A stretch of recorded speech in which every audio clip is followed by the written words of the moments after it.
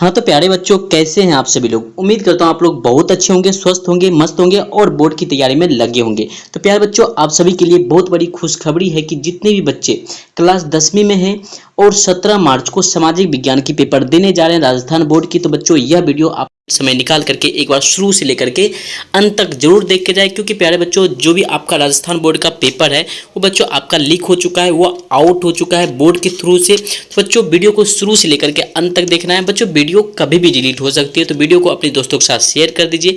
अगर मेरी बात आपको अच्छी लग रही है, वीडियो अच्छी लग रही है, तो वीडियो को लाइक कर दीजिए एक छोटा सा, और चैनल पर नए हो तो चैनल को सब्सक्राइब करके बेल आइकन को जरूर ऑन कर देना है। और इस वीडियो पर लाइक का जो बच्चों टारगेट है बच्चों आपका 500 लाइक का टारगेट है, तो उम्मीद करता हूँ आप लोग लाइक भी जरूर कर दोगे। तो बच्चों देखते हैं सबसे पहले कि आपको पहले पहचानना है कि किस तरह से कि बच्चों बोर्ड का जो पेपर है यानी कि सामाजिक विज्ञान का पेपर है कि वो ओरिजिनल है।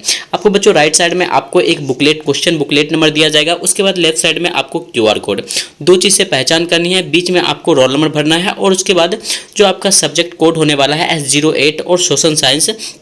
उसके बाद जो बच्चों आपका माध्यमिक परीक्षा 2025 यहाँ पे लिखा होगा और सेकेंडरी एग्जामिनेशन 2025 सामाजिक विज्ञान का पेपर होगा। उसके बाद समय इसमें दिए जाते हैं बच्चों 3 घंटा 15 मिनट।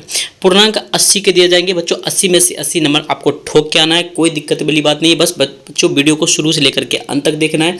और क्वेश्चन का नंबर जो होगा 22 को होगा, उसके बाद प्रिंटिंग पेज 14 और +1 का एक मैप अवश्य रहता है।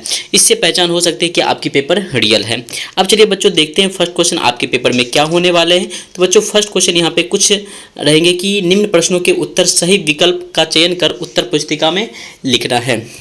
देखना है फर्स्ट क्वेश्चन यहाँ पे क्या है कि जब फ्रांस छींकता है तो बाकी यूरोप को सर्दी जुकाम हो जाता है। यह टिप्पणी किसने दी थी? तो बच्चों किसने दी थी? तो क्रिस्टियन मेटरनिक ने दी थी। राइट आंसर आपका यहाँ पर हो जाएगा 100 नंबर, यानी कि ऑप्शन नंबर सी आपका यहाँ पे सही उत्तर हो जाएगा। अगला प्रश्न को देखना है, विश्वव्यापी आर्थिक मंदी शुरुआत कब हुई थी? शुरुआत हुई थी 1928 में और मुख्य रूप से जो आगमन हुई थी इसका शुरुआत जो 1929 में से चालू हो गई थी, यानी कि विश्वव्यापी आर्थिक संकट जो हुआ था पूरे विश्व में। तो बच्चों राइट आंसर आपका हो जाएगा यहाँ पे बी हो जाएगा। 1900 आर्थिक संकटों के कारण की विवेचना करें, एक क्वेश्चन भी आ जाता है। उसके बाद चलते हैं बच्चों तीसरा प्रश्न, भारत का लौह और इस्पात संयंत्र कहाँ स्थापित हुआ?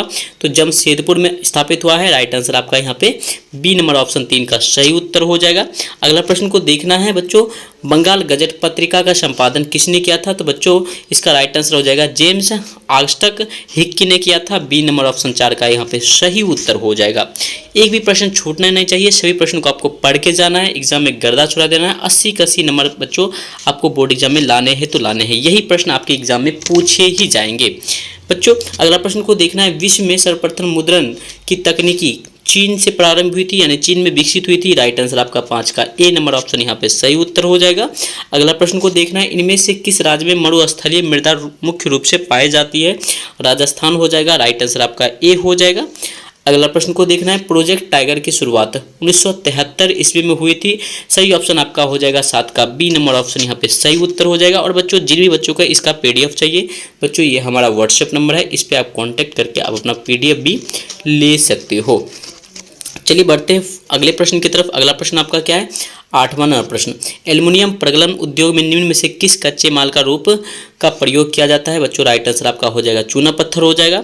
अगला प्रश्न को देखना है, परिवहन का सबसे सस्ता साधन सड़क परिवहन, जिसको रोड ट्रांसपोर्ट करते हैं, means of transport is equal to यानी called road transport. Right answer आपका ए हो जाएगा।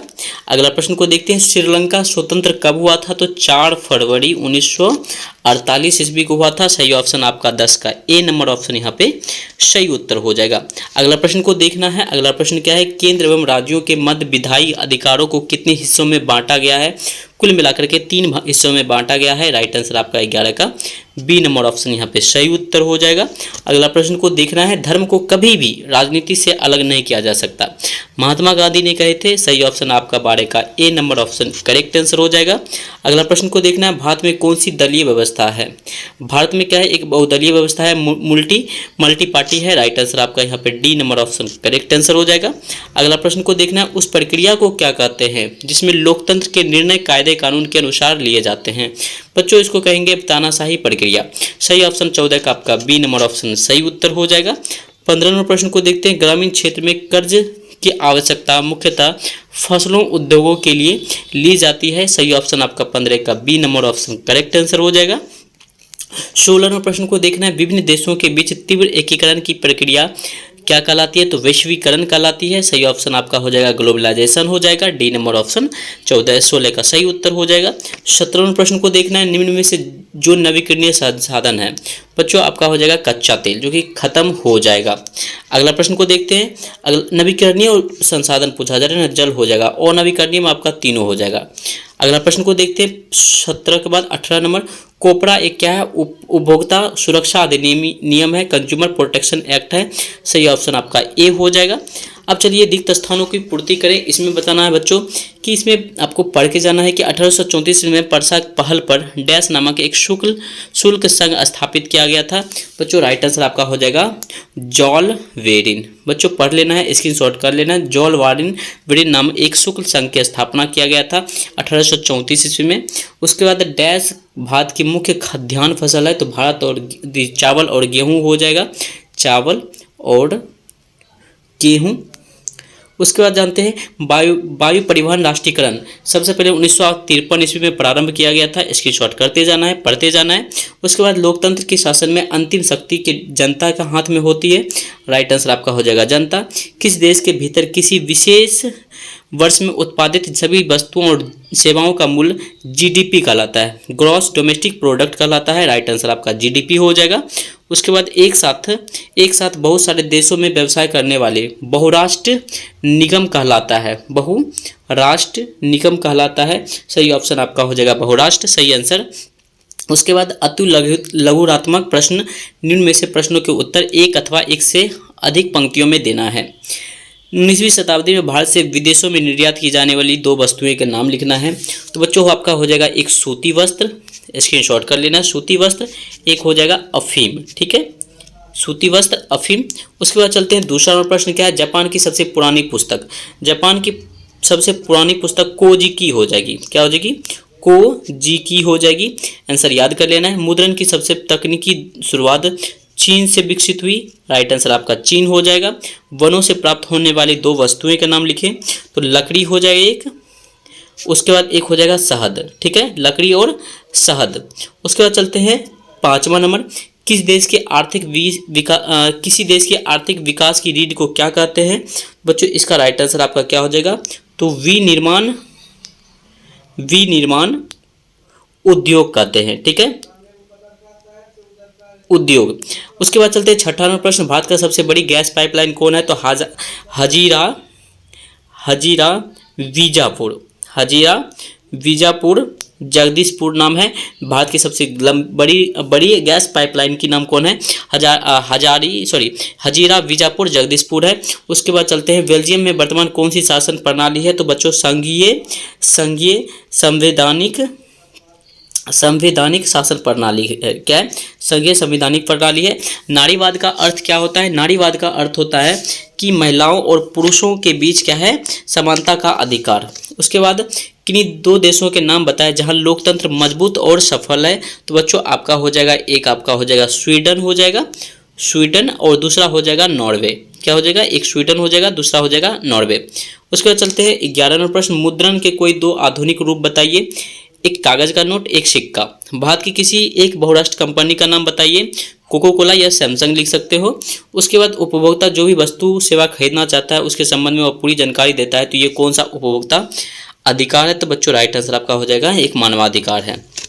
उसके बाद चलते हैं अगला प्रश्न क्या है? वियना संधि के प्रमुख उद्देश्य को लिखना है। बच्चों याद कर लेना है प्रश्न, इसको क्या करना है आपको स्क्रीनशॉट कर लेना है। विश्वव्यापी आर्थिक मंदी में भारत पर क्या प्रभाव पड़े? भूमि निम्नीकरण संरक्षण के दो उपाय बताएं। कर्तन दहन प्रणाली की कृषि के बारे में आप क्या समझते हैं, क्या जानते हैं? उसके बाद 8वां नंबर प्रश्न है, लोकतंत्र में सत्ता की साझेदारी क्यों आवश्यक है? धर्मनिरपेक्ष राज्य से आप क्या समझते हैं? 10वां प्रश्न है, आर्थिक विकास क्या है? इकोनॉमिक डेवलपमेंट प्रति व्यक्ति आय और राष्ट्रीय आय से आप क्या समझते हैं? संगठित और असंगठित क्षेत्र में कोई दो अंतर बताना है। और तृतीय क्षेत्र को सेवा क्षेत्र भी कहा जाता है, क्यों कहा जाता है? उसके बाद 13वां प्रश्न है, भारत सरकार द्वारा विदेशी व्यापार पर अवरोध लगाने के किन्हीं दो कारणों का उल्लेख करना है। बच्चों एग्जाम में सारा प्रश्न आएगा, कोई दिक्कत टेंशन नहीं लेना है। उसके बाद 19वीं शताब्दी में भारतीय सूतित वस्त्र का पतन होने लगा, व्याख्या कीजिए। किन्हीं 100 शब्द में। प्रथम विश्व युद्ध और उनके बाद भारत में औद्योगिक विकास को कैसे बढ़ावा मिला। उसके बाद चलते हैं, बाढ़ से बचाव के किन्हीं 3 सुरक्षा उपाय सुझाइए। और वर्षा जल संग्रह किसे कहते हैं? वर्षा जल संग्रह के 2 उद्देश्यों को लिखना है। संघीय व्यवस्था के किन्हीं 4 विशेषताओं का उल्लेख करना है। संघवाद क्या है? भारत में संघवाद का रूप कैसा है? और बैंक द्वारा मुद्रा निरपेक्ष स्वीकार करना उनकी सबसे महत्वपूर्ण कार्य व्याख्या करने 17वां प्रश्न है। उसके बाद चलते हैं कि असहयोग आंदोलन के दौरान शहरों की गतिविधि का वर्णन करना है आपको, जिसमें कि आपको 250 शब्दों में लिखना है। 4 नंबर का पूछा जाएगा इसमें। उसके बाद चलते हैं, फिर राजनीतिक दल क्या है? भारत में राजनीतिक दलों के सुधार के लिए क्या प्रयत्न किए गए हैं? या फिर आपको प्रश्न इसमें एक मानचित्र में बताना है कि भारत में मानचित्र में निम्नलिखित में भारत के मानचित्र बनाना है। आपको मानचित्र दिया जाएगा, उसमें से आपको अजमेर, गया, दुर्ग और नल्लोर को दर्शाना है, अंकित करना है कि बच्चों ये कहाँ है। इतना ही प्रश्न लेकर के आपका 1 से लेकर के टोटल आपका लगभग 20 प्रश्नों का उत्तर समाप्त होता है और यही प्रश्न आपके एग्जाम में पूछे भी जाएंगे। वीडियो बच्चों आपको अच्छी लगी तो वीडियो को एक बार लाइक कर दीजिए, दोस्तों के साथ शेयर कर दीजिए। और बच्चों एक बार चैनल पर नए हो तो चैनल को सब्सक्राइब करके बेल आइकन को जरूर ऑन कर दीजिए। मिलते हैं प्यारे बच्चों नेक्स्ट वीडियो को लेकर, तब तक के लिए जय हिंद, जय भारत, टेक केयर।